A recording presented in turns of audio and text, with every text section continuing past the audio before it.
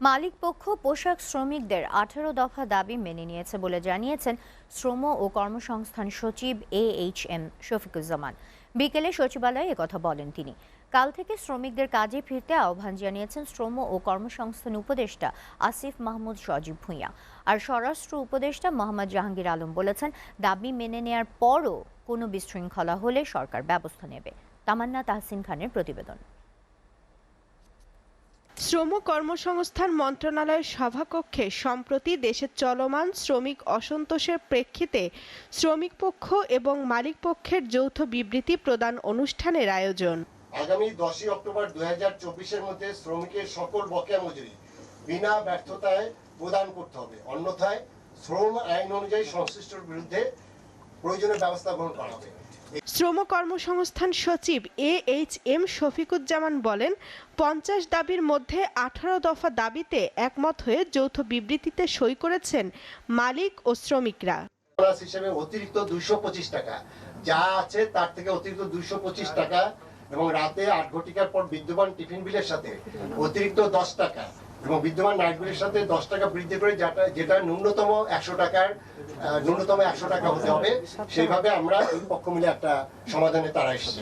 শ্রম কর্মসংস্থান উপদেষ্টা আসিফ মাহমুদ সজীব ভুঁইয়া বলেন, ত্রিপক্ষীয় বৈঠকে সমাধান হয়েছে, পর্যায়ক্রমে অন্যান্য সমস্যাগুলোরও সমাধান হবে। দেশের শিল্পকে বাঁচানোর জন্য, দেশের সার্বিক আইন শৃঙ্খলা পরিস্থিতির উন্নয়নের জন্য এবং যেই নতুন বাংলাদেশ অনেক রক্তের বিনিময়ে আমরা অর্জন করেছি তাকে সমুন্নত রাখা এবং সামনের দিকে এগিয়ে নেওয়ার জন্য আপনারা স্ব কর্মস্থলে ফিরে যাবেন।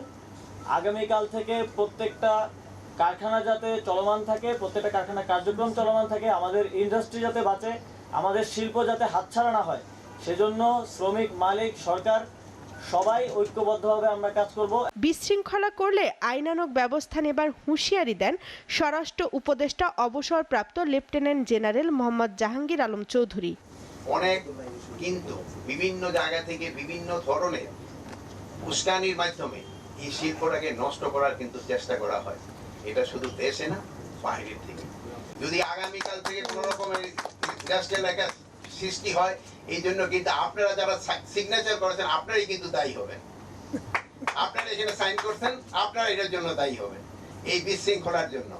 মৎস্য ও প্রাণী সম্পদ উপদেষ্টা ফরিদা আক্তার যে কোনো সমস্যায় মালিক শ্রমিক আলোচনার মাধ্যমে সমাধান করার আশা প্রকাশ করেন।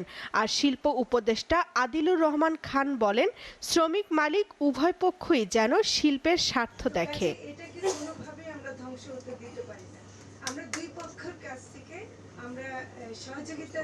অর্থনীতি সচল রাখতে হবে, শ্রমিকদের অধিকার মানতে হবে, মালিকদের তাদের দিকটাও দেখতে হবে। তামান্না তাহসিন খান, এসএ টিভি, ঢাকা।